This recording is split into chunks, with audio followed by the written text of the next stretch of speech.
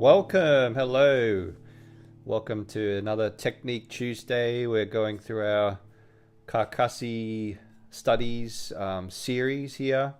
So we've done numbers 1 and 2. Number 1, we spoke about scales and keys mostly, and some different things to do with texture, arpeggios, and certain chord progressions, but mostly talking about scales and keys in that one. It was through composed. Number 2 we did last week, and we that was mostly to do with chords, as it is pretty much an arpeggio type of study. So we went through, we mapped out every single chord there, and we looked at the form as well. We found that one was rounded binary, that one that's A section, and then we have a big B section that's repeated, and then the original A melody comes back, or a portion of it comes back, and it finishes differently. We noticed with both of them that the dynamics sort of match a lot of the changes in key and changes or significant moments in terms of harmony. So is this working? You see this okay? Yeah. So welcome. Do you have questions? Fred and Julie, good to see you guys. 22 to go. Yeah, it's like 22 weeks, it's like take a half a year, take 6 months or something to get through these, if we do all of them. Yeah, let us know where you're from, where you're watching from, and if you do have questions at any time, I'm happy to answer, to help you out with harmony. But today we will put our focus here onto number 3. This is probably the most famous, I think, of all of them. Maybe equal to the that one, which is number 7, I think. Number 7, yeah, number 7's pretty popular, isn't it? That one. How fast can you play that? Nah, it doesn't need to be that fast. Number 3 is a nice, charming one. It's in major. I think the first one was in major as well. Nice and bouncy with the scales.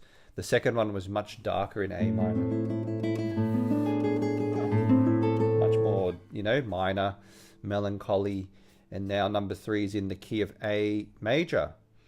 So I will play this now. The question I always like to ask first when studying a piece is, what is the form? What are the keys? What is the key, or what are the keys? And what is the form? Very, very important question. So I'll play it. Now there are some clues. That there's a repeat sign there, so that's going to take us to here. It doesn't have the repeat there, so that means that section will be repeated, and then we've got another repeat sign here. That means that section will be repeated as well. So that's a big clue as to how many sections there are. We'll call that A, we'll call that B. So now the main question is, does that melody from the beginning, does that come back later in the piece? If not, it's just binary form. If it does, it's called rounded binary form. All right, so let's give this one a go. Here we go. Nice and short, this one. It's only 32 bars or something. All right, here we go.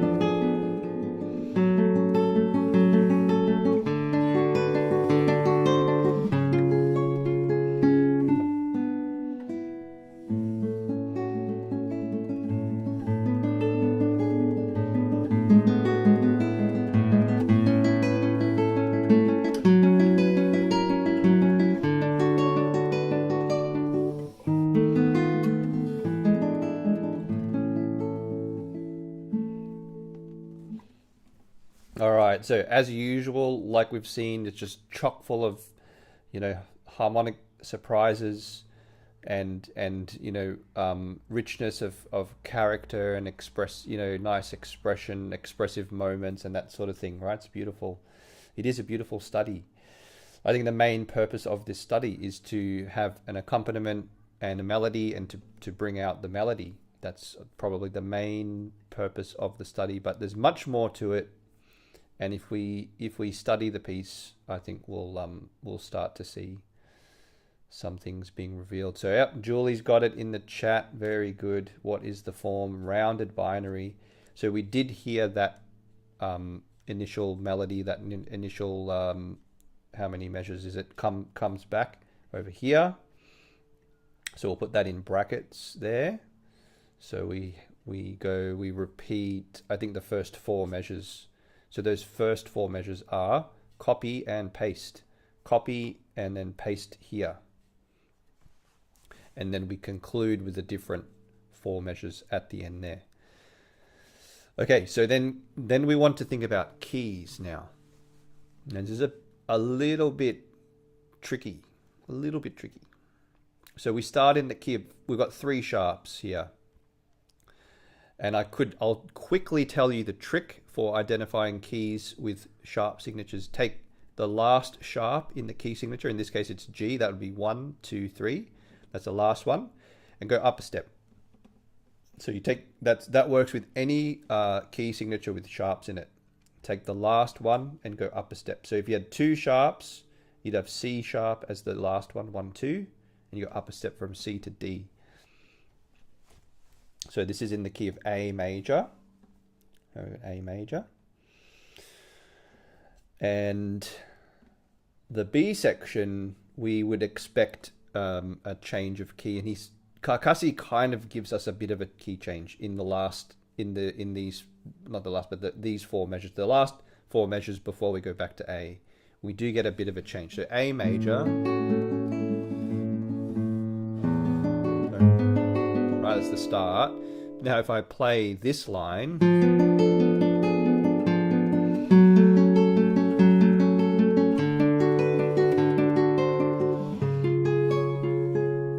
big clues here. We have this E sharp here, and we have an E sharp over there. Then that E sharp becomes E natural to take us back to the A section. So he does start to change keys here. We have an E sharp in the key signature, which is the 7th note of our new key. So for this line, we are in this key here. That E sharp goes to the F sharp, and that's an F sharp minor chord. And then here with the E sharp, we'll get a little bit, we'll just fill out some of these chords because we're trying to figure out the keys. So that's F sharp minor. And then this is a C sharp major chord. C sharp major does not fit in the key of A major. This is 1, F sharp minor, and C sharp is the 5 chord of F sharp minor. But what Carcassi does is, instead of going from 5 to 1, he leaves us hanging. And he kind of changes that, he kind of morphs it into another dominant, which is E7. So the E7 is the dominant of A. So he sort of morphs that by bringing in the E natural, we kind of go to E7, which is now the 5 of A. And that takes us nicely back to, we feel a sense of arrival when we get back to the key of A major. So the key of A major, let me try and I'll just do that to separate the keys from the sections there. So that's the key of A major, and then this line here, and sorry, I'm running out of room a little bit, is F sharp minor, which is the relative minor, by the way, which is a very expected place to go to, relative minor of A major. Excuse me, to get to, you go down 3 or up 6 to get your relative minor. All right, so A, B, C, D, E, F. That's our relative minor there. They both share the same key signature. That's what relative minor means. They're related in terms of they share the same key signature. It does not mean that they sound the same. They do sometimes share. They do share some of the same chords as each other, but they should be. I think I spoke about this last time. They should sound quite opposing, quite different to each other. All right, so that's the form and the key structure. All right, already some interesting. Now that's very unusual to go from the 5 chord and not resolve it, but leave it hanging and sort of change it. Very unusual move there. Quite striking. It's one of the things that I think makes this study. There are some other striking harmonies too. And a lot of them are given, you know, interesting dynamics.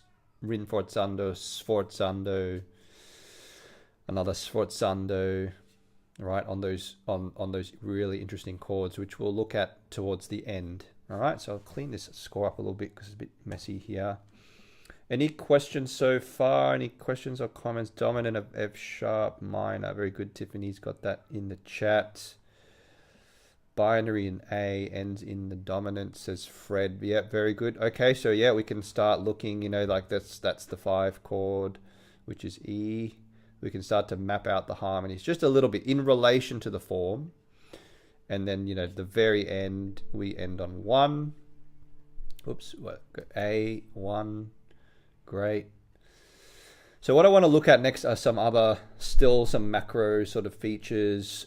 Phrasing is always one thing to look at. So in the A section, we've got 4 measures, and then we've got another 4 measures here. So that's probably going to be a question and answer. So we can try to confirm that. 1, 2, 3, 4. Breath. 1, 2, 3, 4. Yeah, I think that feels pretty nice. That feels right. So if we put a phrase marking, that would be the question, and that would be the answer. They are not the same, so there's no repetition between them. So it's not a parallel period, which would be if they started with the same material. They're actually quite different from each other, and yeah, actually, this D sharp is coming in here, which is part of E major. So that chord is a secondary dominant, which we'll look at when we get more into the harmony. And even this chord with the A sharp, that's starting to pull us. It's pulling us towards the key of E from that point on. So we actually do end on the key of E. It's one of those funny things. It's the key of E, but it's also the chord E, which also acts as the dominant of A. So it's a really nice chord to go back to the A section and back to A major, and then in the B section he starts it on E again. So it's a nice continuation when you go back to the B section. So there's E, but this is we're back in the key of A major. We're not in the key of E here, so we'll call that 5 as well. Okay, so we start mapping out the harmonies. Let's go back to the phrase structure though. So I think 4-bar phrases, we're probably going to keep that. So that's 4-bar phrase there, that's a 4-bar phrase there, that's a 4-bar phrase there, and another 4-bar phrase there. So it's just organized in 4-bar phrases. So we have a question and an answer, and then we have another question and an answer, and then we have the final. Yeah, I don't know where to put that. So many markings, and then we have the final question and answer here. All right. So we have what are called periods, not parallel periods. They're just simply called periods, which is a question and an answer, which sort of makes a complete idea when you've got a question and an answer. Okay, so that gives us a feel for the phrasing.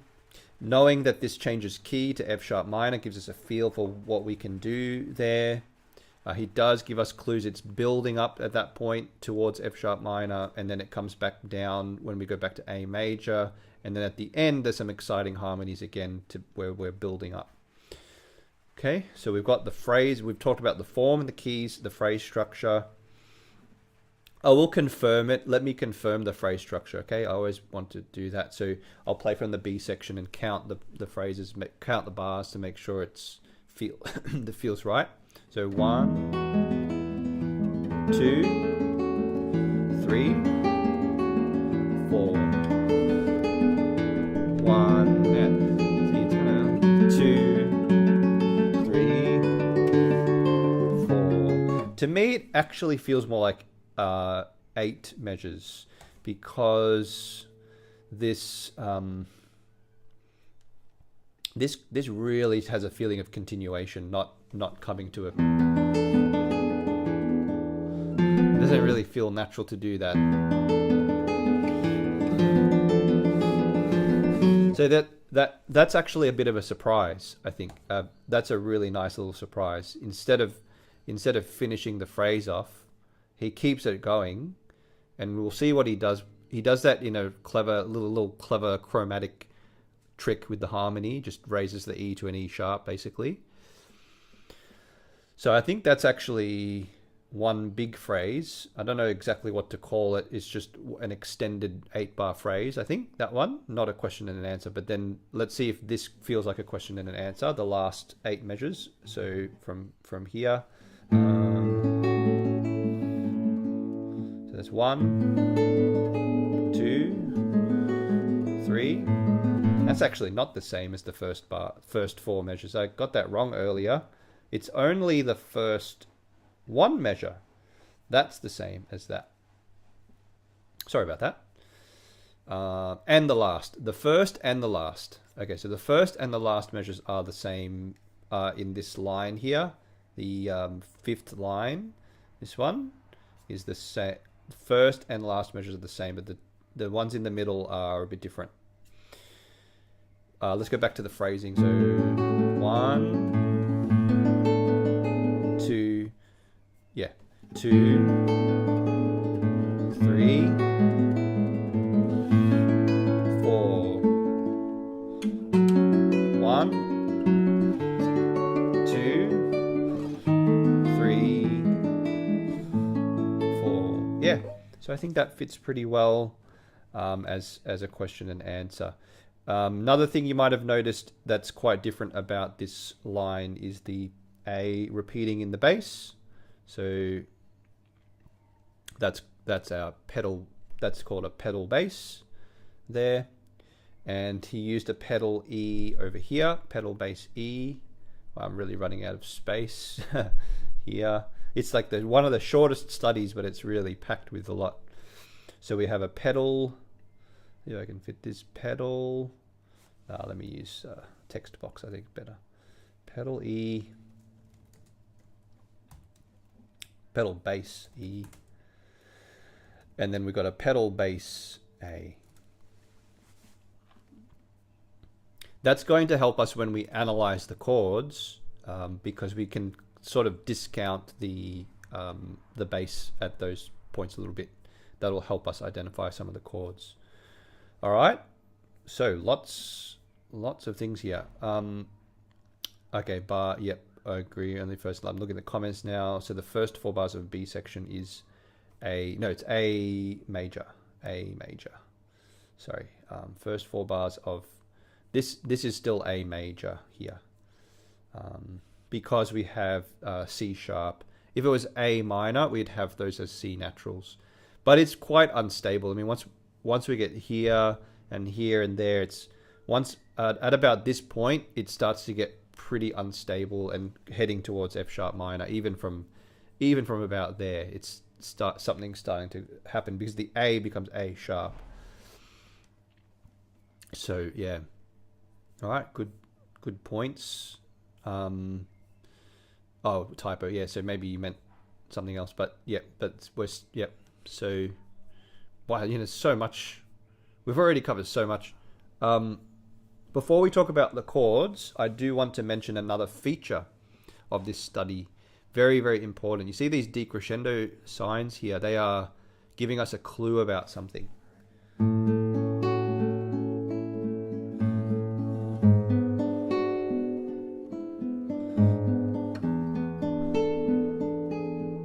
Kind of nice to play it slow. So, what can you identify what that is? What is that? What's that? I'll give you a clue. This is the chord of A,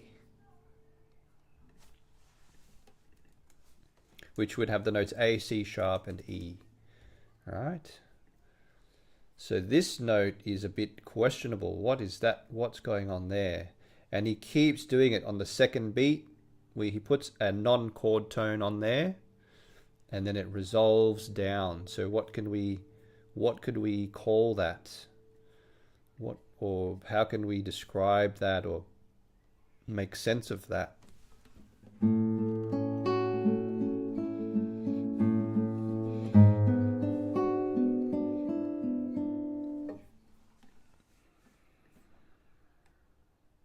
I'm waiting for in the chat to see if anyone's passing tone resolves to E.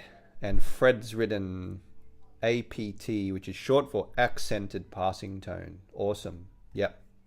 Accented passing tone. That's what we've got. And Julie's pretty much described it well also. A passing tone resolving to the E. So this is called an accented passing tone because it's on a strong beat, or it's actually made into a strong beat too by that decrescendo being there. Because normally in 4/4 time, the strong beats would be beats 1 and 3. But by putting that decrescendo there, it's weakening, softening beat 3, therefore intensifying beat 2. And that's where you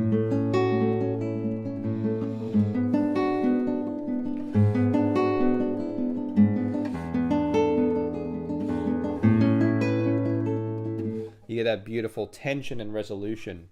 So that's called an accented passing tone, APT for short.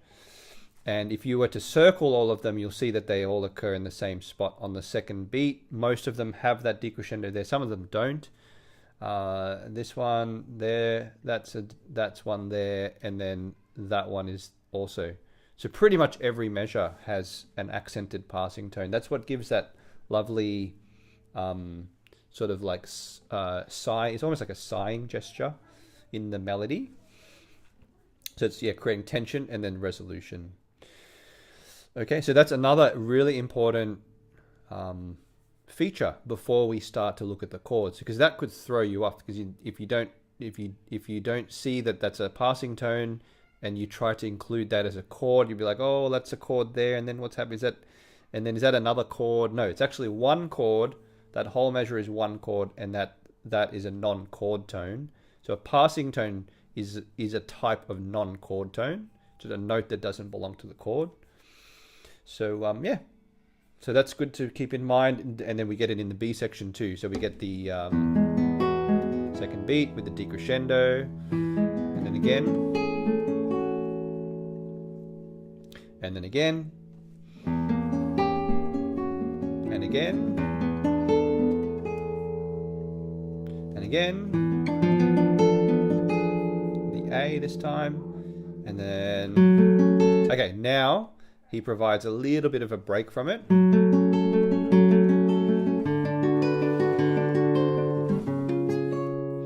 And then we get this B sharp here. It's an interesting chord. We'll talk about that in a minute. And then here as well. So we get a bit of a break from the accented passing tones here. And that's actually why I like to move things forward a little bit, because we've been sort of holding up on these. Now we get a chance to just kind of let it flow.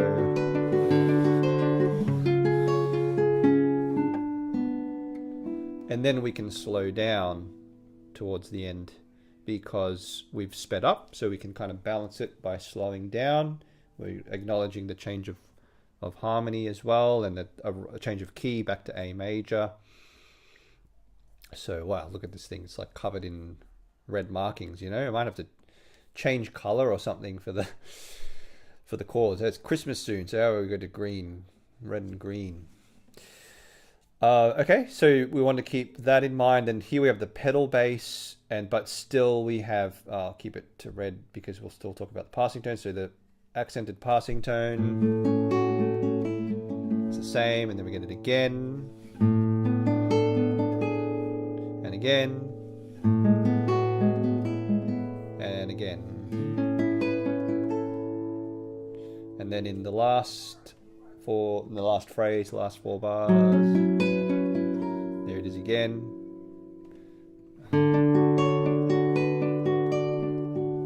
And actually one more time, except this time he's got a melody note, that a note on the 4th beat. I don't think he rarely has that over here, over there on the 4th beat, a melody note on the 4th beat. Usually the 4th beat is left, with space. So he's got that. That's an important sort of, I'll put an exclamation mark. Important note. It's kind of signaling something. And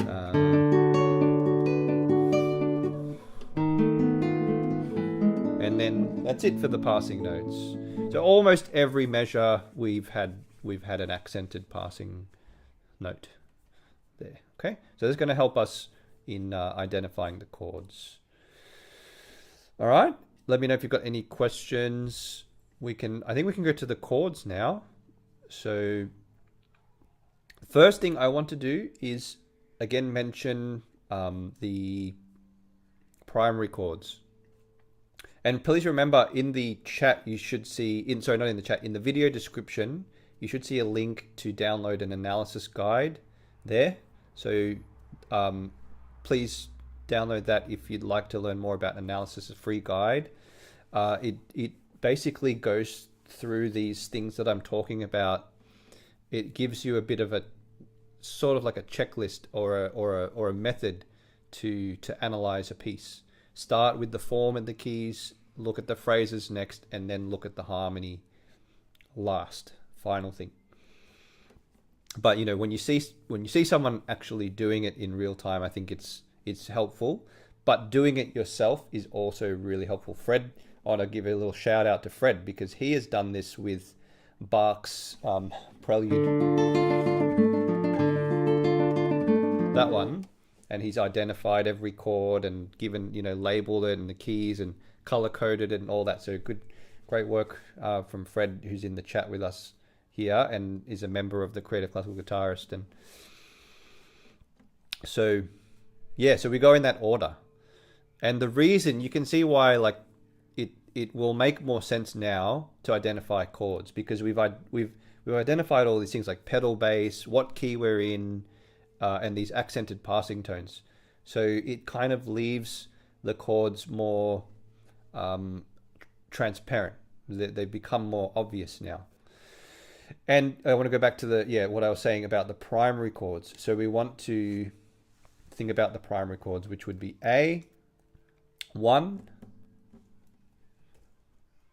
I can hear someone practicing the flute next door, I think. 4, which would be D, and 5 is E. Those are our primary chords. So if we look at the bass notes, bass line, we have an A in the bass, G sharp in the bass, E, A. So I can tell you already, I don't want to get into let's stack things in thirds and all that. Let's try and get past that. 1. This is a very common opening formula. 1, 5, 5, 1. Very, very common in the first 4 measures to do that. So in this case, it's A, E, E, A. And you'll hear it. You'll actually hear that when I play it again. You'll hear that sort of dialogue, that sort of alternation between the chords. Have a listen. Try and make that. Oh gosh, there's not much space. Anyway, so 1, 5, 5, 1. Or if I simplify, I go 1, 5, and then 5, 1. So it has this beautiful sort of, it has this beautiful arc to it, right? Just within those first 4 bars. Very, very common opening progression 1-5-5-1. The 5 chord is in an inversion, however, so we need to acknowledge that because we have G sharp in the bass, so it's in we could say E/G sharp, and that puts it in first inversion. We have a 7th chord in first inversion is in figured bass is 6-5, 5-6-5, and then we go to root position, and then back to root position A. So most of these are in root position as well. Okay, next line. We're heading towards the key of E here. So we could almost reverse engineer things a little bit, go backwards. So what we have this D sharp here. Now we're changing to the framework of E. So the D sharp is pulling us to the key of E. D sharp doesn't belong to the key of A. So it's a note outside of the key of A. So we have to kind of make sense of it. So if we were to stack that chord, or if you play it and you know your chords a little bit, chord shapes, you'll realize that that's a B7 chord. But how does it function? It's the dominant of the dominant. It's called a secondary dominant. It's the 5 of 5. That's how that's functioning. The chord this chord is still the 5 of 5. Actually, the whole bar is a 5 of 5 there. That's the accented passing tone. And if you play it, you'll realize that it's all. It's kind of like if you've ever heard of a sus4, resolve E. So you could write B7 sus4, and then that if you wanted to. So that's a beautiful progression. I think why not write? I'll just write B7 sus4, and then it just resolves. You can just write a 3 there. 4 always usually goes down to 3. Okay, but it is a 5 of 5 harmony. The chord is a dominant of the dominant. It's the dominant of E, and E is the dominant of A. Okay, so that's called a secondary dominant there. I like to call it a gateway chord as well. We do learn about modulation on the Creative Classical Guitarist. We learn about that. There are exercises you can practice for that. Okay, so now if we reverse engineer again, this might make sense of the A sharp, because A sharp definitely doesn't belong to the key of A major. He is creating a chromatic bass line too, from A to A sharp to B. So that's great. Chromatic bass. I have to add another note. He's full of stuff in this one, huh? That's just chromatic bass. It's important to note that. So the A sharp is pulling us to the B. So the A sharp actually belongs to the B. All right, so this is going to be interesting. Now we see a G natural. So if we were to stack these notes together in thirds, what would we get? The F sharp's a passing note. So we go C. So we go A, C, E, G. A, C, E, G. And then we add our, we've got A sharp. So it's in root position. We've got C sharp from the key signature. We have G natural. A sharp, C sharp, E, G. Sounds like stacked minor thirds. So it's A sharp, diminished 7th in root position. If we have to give this a function, now this is what figured bass gives chords a function, which is great. How does it function? It's a bit tricky, but it's the 7 diminished of B, which B is 2 in the key of A. All right. So it's 7 diminished of 2. It's the 7th chord of the 2nd degree of the scale, which is B. Right, I could put that in brackets. Right, 2 is B. 7 would be the letter before B, which is A. So it's A sharp going to B. So it's the 7 of 2. That's how we can describe that one. And then if we go back to this one now, no sharps or flats or anything. So it is one of the chords of the key of A. And it is the, we've got the F sharp in here now. So a couple of ways to describe this. Some people might say it's a major add 6 chord, which you could say that. But if you stack it in thirds, you would have F sharp A C in first inversion. So it'd be F sharp minor. Oh, I should have used a different color. Forgot to change color. It would have been a bit easier to read. But anyway, F sharp minor slash A. And so that is the 6 chord, minor 6 chord, and it's in first inversion. So we'll just put a nice 6-3 there to signify first inversion. So there's our A section. There we go. So we've got 1, 5, 5, 1, and then 6, and A sharp diminished, and then B sus4 resolves and arrives to the E chord. So that explains the dynamics a little bit too. That A sharp diminished chord is very unexpected.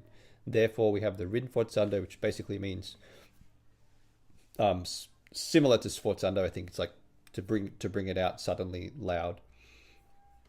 And then we get the piano here to bring out the resolution or the arrival from the B7 chord to the E chord. All right. Any questions so far? Why not G sharp diminished in bar 2? Because that's a good question, but this is a non-chord tone. So the chord tone is E. So if we stack that in thirds, we get E, G, B, D. E, G sharp, B, D. Yeah. So that's what I meant by acknowledging those passing tones. Otherwise, if you call that a chord, then you might get confused by the resolution. You might have to say that's another chord, which you can think of it that way, but I don't think Carcassi was thinking that way. I think it was more passing note and then resolution. So the chord is actually that.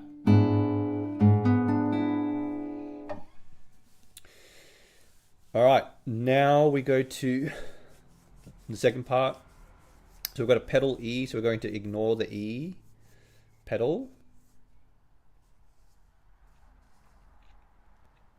So the first chord we have is an E chord. It's the 5 chord. We've already figured that out from earlier. And then we have here, we're going to ignore the E, so we ignore the passing tone as well. So these 3 notes are our chord tones: F sharp, A, C sharp. So once again we have F sharp minor in. I have to get rid of these phrase marks. F sharp minor in first inversion. I'm going to get rid of those because they're F sharp minor slash, well, technically it's slash E because the E is the pedal note there. So we could say that. We could say F sharp minor slash E, which is totally fine. I would just write 6, the minor 6 chord, and then here he's got a crescendo. Interesting chord, the A sharps coming in here. So what chord is that? Again, we could discount the E. We want to definitely discount the G natural because that's a passing note, although it's giving us a bit of a clue. So if we discount that, we have F sharp, A sharp, C sharp with an E natural. So it's actually F sharp 7,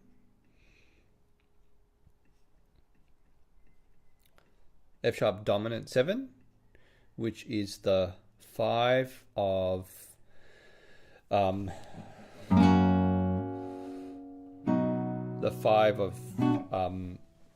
B, which is in where that's 2. So it's the 5 of 2. Interesting one. So we'd expect that to go to B minor or B major, it doesn't quite do that. Instead, we go to another E7 chord. So that's an in root position. So that's just 5-7. So that's E, G sharp, B, D. So we get that E7. This is that little trick now that he does, where he raises the E natural up to, that creates a diminished chord. If we stack it in thirds, it would probably be E sharp, G sharp, B, and D. So it's E sharp diminished 7th. That's why we're in the key of F sharp minor now. So E, goodness, there's not much room here. E sharp diminished 7th, which is the 7 diminished of F sharp minor of 6. Or if we're in F sharp minor, we can simply just say it is F sharp, it is 7 diminished. Now, so it's 7 diminished. Now that's 1 because we're in F sharp minor. So that's now the 1 chord. Then we go to a B minor chord in first inversion. So that's B minor, B, D, F sharp, B, D, F sharp, B minor. So that's in the key of F sharp, F, G, A, B. It's the 4 chord, 1, 4, and then there's the 5 chord, C sharp, 1, 4, 5, primary chords, 1, 4, 5. Really, that's a very important sequence. That's in first inversion. So, you know, slash, oh goodness, slash D. But he does something interesting here with the B sharp. Let's look at that. So B slash D, which is in figured bass 4, 6, 3, first inversion. Okay, now he raises the root note of the chord by a half step. So we go from B minor, and he raises that up. So he actually turns that 4 chord into what's called an Italian augmented 6th chord, which I'm not going to go into detail with right now because it takes a lot of, you know, kerfuffling around to explain that chord. But that's what it is, called an Italian augmented 6th chord, which usually does go to the 5 chord, usually goes to the dominant. All right? So it's very closely related to this chord. All we've done is raise the B to B sharp. Everything else is the same.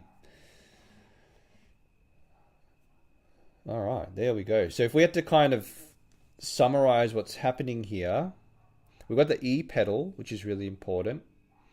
And it's very unstable. I'd say the harmony is very unstable right from the... Especially here, the diminished chord. What sounds like a diminished, not a diminished, it's F sharp 7.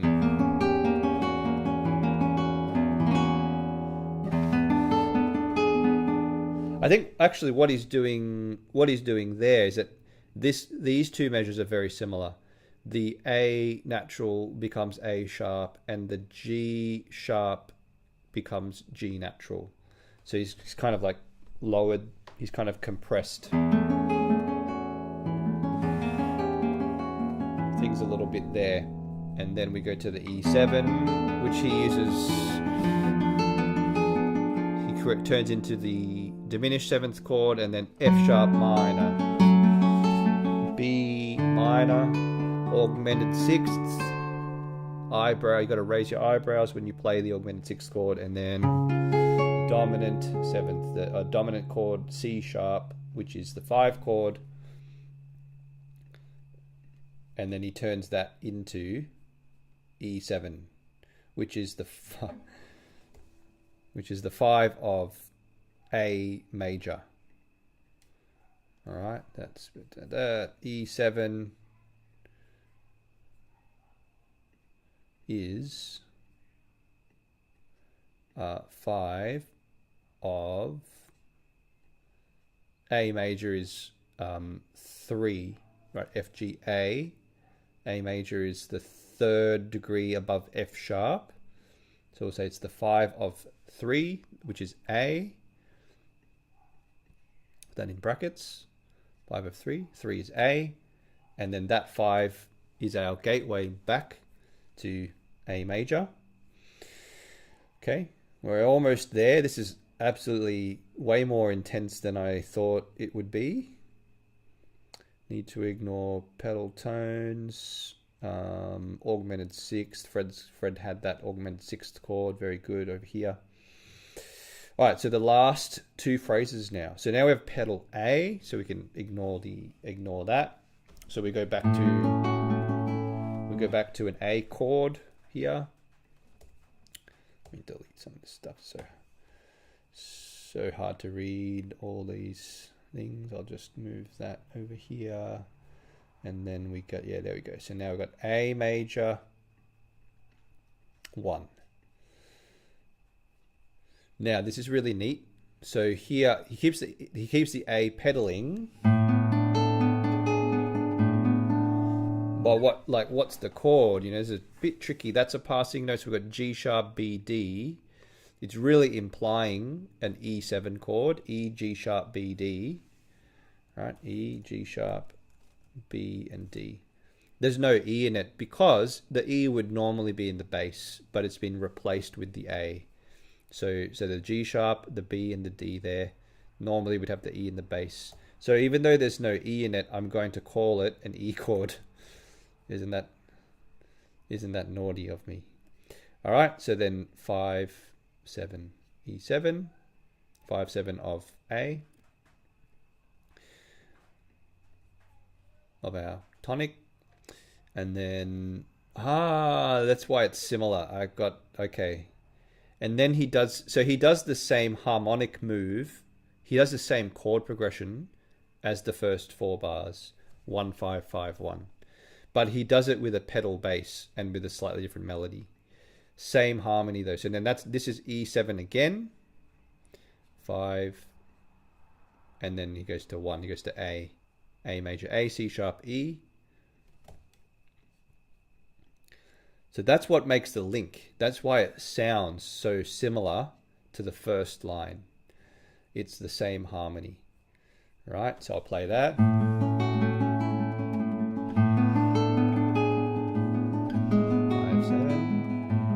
1. There we go. So that really makes sense of that line as a whole. Last 4 measures. He throws a couple of surprises at us.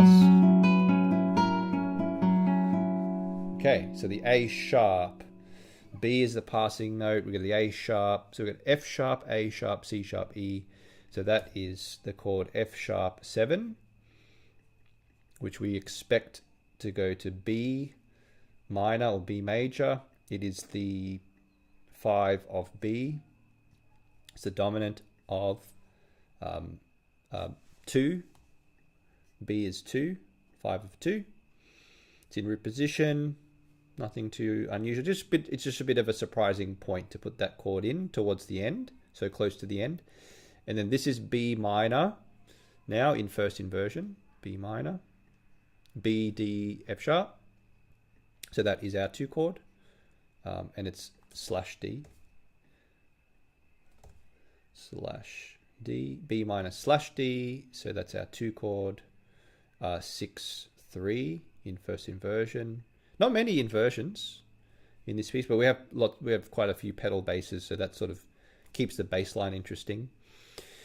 And then we get a bit more chromaticism. The D becomes D sharp, becomes E. So a bit of chromaticism there.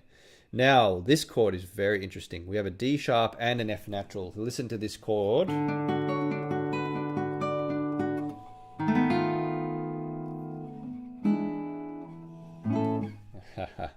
Very nice one, that one. So this is a French augmented 6th chord. It's basically D minor, raise the root note. So D, F, A, D, F natural A, right? D, with its sharp, F natural, and A. That would be an Italian augmented sixth chord. If we had a third above, if that was a C, like that, that would be called a German augmented sixth chord. If you have a third below the triad, the Italian augmented sixth chord, which is a B, that's a French augmented sixth chord. I won't go into any more detail than that.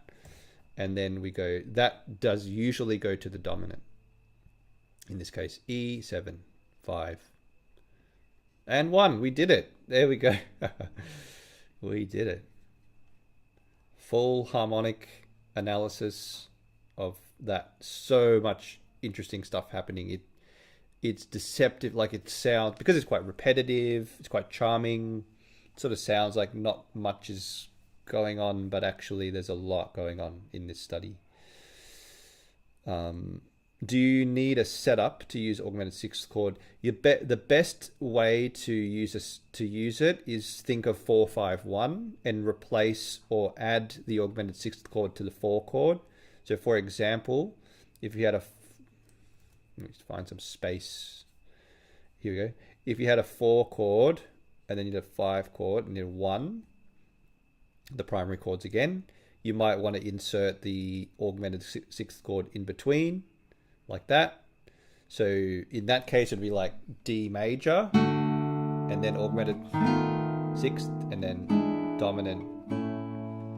That's one way to do it. But it could even just work like this. Augmented sixth, 5-1. That's usually the setup. That's usually the way it kind of, usually goes to the 5 and then to the 1. What comes before that, you can do multiple things, but you definitely will usually go to the 5 chord. It doesn't have to, but you usually will. All right, it's a good question. Julie, thanks. Yeah, unexpected F sharp 7 is, that's very unexpected. A lot of unexpected chords, and that's, again, the dynamics really give us a clue about that. That's the sforzando there for that, and then the decrescendo is resolving, rallentando, and then pianissimo, very soft at the end. So we get a crescendo at the start, bringing out the tension of this unexpected A sharp coming in, and then B minor, and then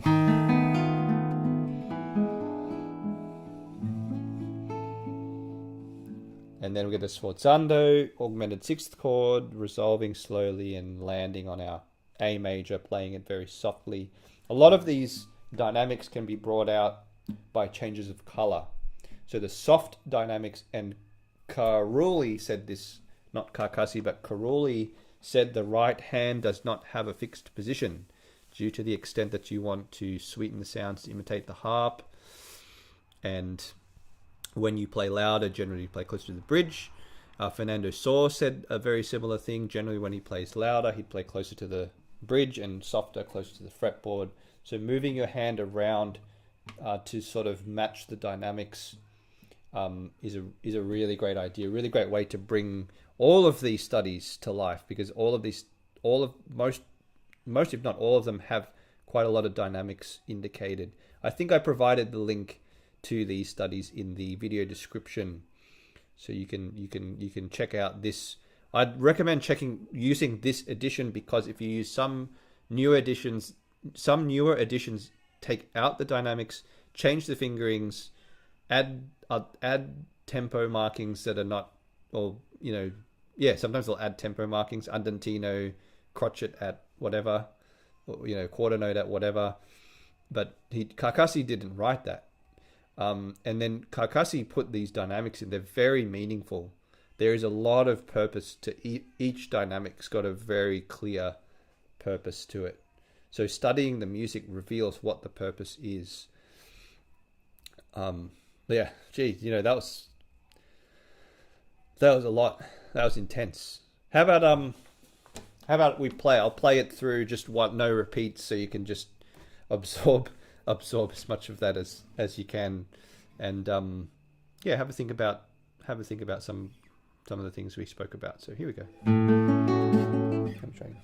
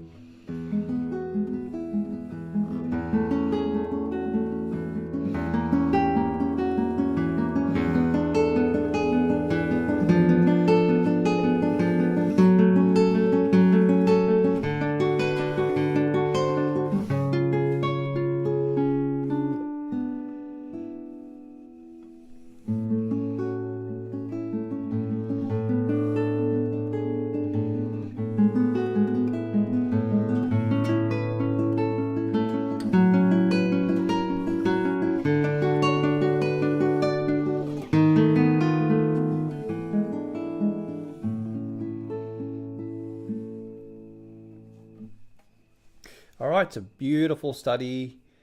Great to just play, enjoy, bring out the melody, bring out the dynamics, and hopefully this study has kind of revealed some different things about it, or a bit more understanding about how harmony works, that sort of thing. So thanks in the chat. Thanks Ben, and thanks Fred. Thanks Julie.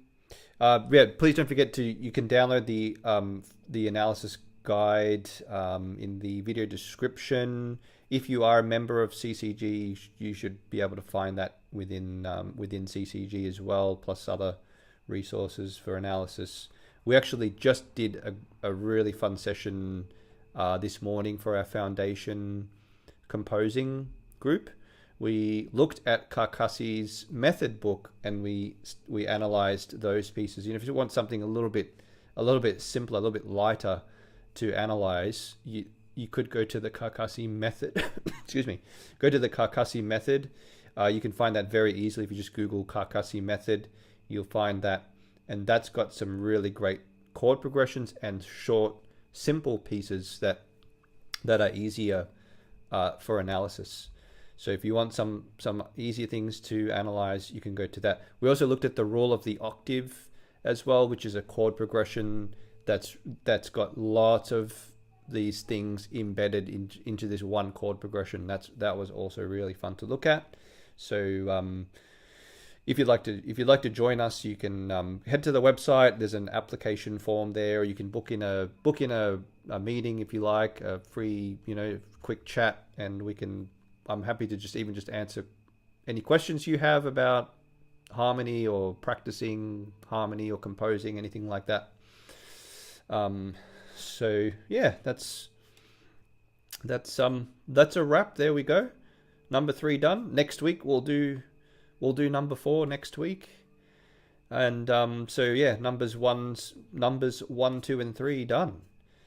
So you can go back as well and watch the previous ones, and go back once this live stream's done. You can go back and watch this one and hit pause, and figure things out if you need to. Because I did move very quickly through that. As I said, I didn't want to stack things in thirds for every chord. I wanted to try and show you another way of thinking of chords, which is to try and see the progressions, try and see things on a larger picture. Where are things going? Because it puts things into context. Context and comprehension are extremely important when you're reading music. There's like different levels of reading, right? You can just read like surface level reading, where you're reading the notes, you're playing the correct notes. But that's kind of very surface level. And then you can have a sort of a context, which is saying, okay, these notes are this. These notes are A major. Okay, I know that. That's giving me context. I'm in the key of A. But then you've got the third, I think the deepest level, which is comprehension, which is where you're saying, this is an A chord, it's the 1 chord, it's a stable chord, it's probably going to go to 5, right? That's comprehension. And that level of reading is amazing. It really feels like you're reading language. Like you when you sight read something, it's just fluent. It's like fluent sight reading, because you have that level of understanding and you've got comprehension behind you. So yeah, I'd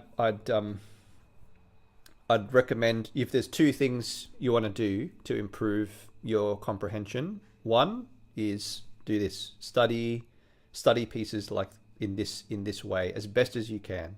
Study pieces that you're playing as best as you can. The second thing to do is practice harmony. So you want to know your primary chord progressions, you want to know your scales, and so you know your keys, you want to know your tonic and dominant. You want to practice, not just know, you want to practice them.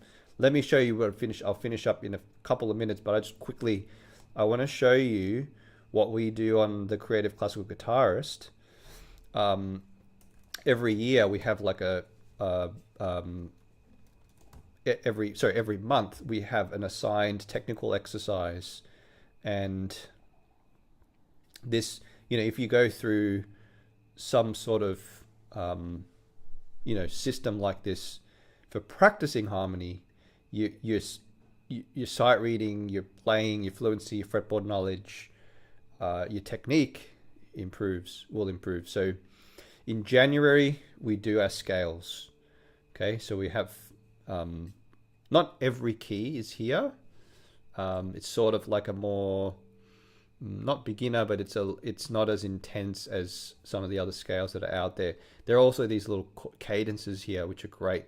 This is by Johann Caspar Merz from his School of the Guitar, these scales.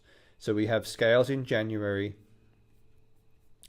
and then you can see it's 119 pages, this book. So then in February, we do triads. So you practice your triads. Again, not all keys, because that's a lot, to expect to do all keys. But later on, you will do all keys. Movable seventh chords. So then you practice seventh chords up the fretboard, major sevenths, minor seventh, dominant sevenths, minor seventh, half diminished, full diminished. May, we have primary chords. These are great. These actually are in levels too. So we have easy versions. So 1, 4, 5, 1 in C major, and then A minor. 1, 4, 5, 1. These are all like in the lowest possible position.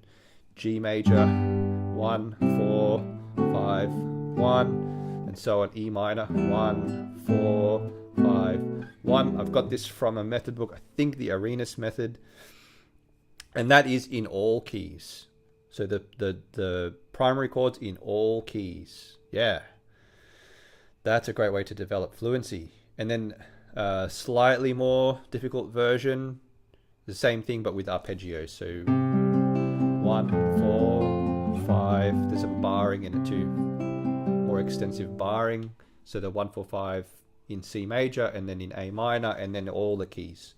1, 4, 5, 1 in all keys. Oopsie. So that's May. We're still, and then there's the advanced version of the primary chords, which, again, all keys, and then this time it's going up the whole fretboard, pretty much up to the top. I mean, you rarely will play C major above the 12th fret, so above the 12th position. So it's going, and then 8th position, 8th position, 12th positions. That's the positions at the top, the fingerings on the side there, and then the F major chords. And then the G7 chords.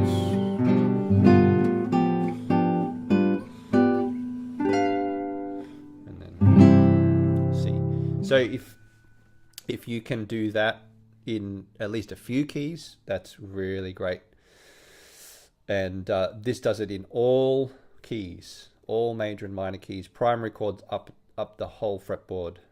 And a lot of these chord shapes are super common. Like you'll see them in Carcassi, in all sorts of guitar pieces. You'll see those shapes. So pretty extensive there. It's still going. And then what do we have next? Augmented sixth chord. So we talked about that today. So these are progressions, chord progressions you can play that use the augmented sixth chords. So 1, 4, Italian sixth, and then 5, 7, 1. So I think not all keys, just the common guitar keys here. German augmented sixth chords and French augmented sixth chords. Then in July, we do modulations. So these are practicing our, what do we call them again? Secondary dominant chords here. So we're going C, and then E7 is a secondary dominant of A minor. And then here we're going C, A minor, secondary dominant of F, C7 to F major, and so on. This is going up the fretboard. So the second row here, higher voicing, and the third row higher, higher voicing, same chords, but higher voicing of those chords. So whole bunch of progressions there that help you understand, become fluent with secondary dominants and where they tend to go. So that's there. Then we get harmonized scales in September. So these are scales in third, sixth, octaves, and tenths in all keys. So that's going to be a whole bunch of music. And I'll just flick through that quickly. And then we get chord progressions in October. So these are sort of like 1-4-5-1, but a bit more elaborated. So we have a 1-6-2-5-1 progression, 1-6-2-5-1 in C major, and then just that in every key, major and minor. And then the final one, which we're now November, is we've skipped some months because we have recitals. We have a break and recitals during those months like December. Now we have the rule of the octave in every key, and I mentioned this earlier. This is the rule of the octave in every major and minor key. This is a fantastic exercise. It puts harmony into context. It teaches you the laws of harmony simply by practicing this progression and putting it into your fingers. The laws of harmony become encoded into your fingers, and you can start to understand certain things. We did speak about this earlier today in our foundation composing class. So that's the kind of thing that can help you in comprehension. So studying like we've done today, and then practicing harmony. If you do those two things, your sight reading, comprehension, understanding, technique, fretboard knowledge, pretty much everything improves, because your ability to learn pieces just skyrockets as well. So you can learn pieces a lot faster because you all this stuff you already know. It's like your vocabulary. You've increased your vocabulary, so you see a chord, you just know it immediately. There's no delay, and then you don't know just what the chord is. You already know the shape, the position, the fingering of that chord, and everything. So that's the great advantage. It is a bit time consuming to practice these things, right? It takes time to practice these things, but you're investing that time into things that will accelerate everything else. So I think it's great to invest some time into these types of exercises, invest some time into analyzing music, because that is what's going to increase, many other aspects of your playing will accelerate. You'll actually grow. You'll get faster at things. You'll learn at a faster rate. So that's my final word there for you. And that book, this book is, well, these are available in CCG as separate books for each month in the masterclass curriculum. So you can head to the masterclass curriculum. I'll just for our members and anyone else who's watching, if you want to see a little bit of what the creative classical guitarist looks like on the inside, I will just head here now, and then I'll wrap it up. If I can find my sharing this screen here. Chrome. And this one? Yeah. So this is CCG here. So go to masterclass, and then you'll find that's where the book is, the big book that I just showed you. It's all combined in one book, or for each month you can download the individual books too. So scales for January and triads for February, and so on and so forth there. So yeah, but this is what for those of you who aren't part of CCG, this is what CCG looks like. We've got levels, we've got programs, we've got a library of courses, workshops, library, scores. There's lots of things. There's lots of things here, but yeah, everything is structured. So if you go to level 1, that's structured videos and materials and learning, structured learning with tasks. If you go to foundation composing, for example, that's structured learning. So advanced composing is structured too, but a bit more projects based. We're looking at orchestration at the moment. So yeah, anyway, just a little inside there to CCG. There's a lot there's a lot of material, but more importantly, there's a great community who are being productive and, you know, analyzing pieces and composing. We've got a composing challenge. I'm going to participate in this soon by improvisation. It's called Melovember. Each day of the month, we have a painting that can be inspiration for a composition or a short melody. Specifically, write a short melody based on painting. What is it, day 18 here?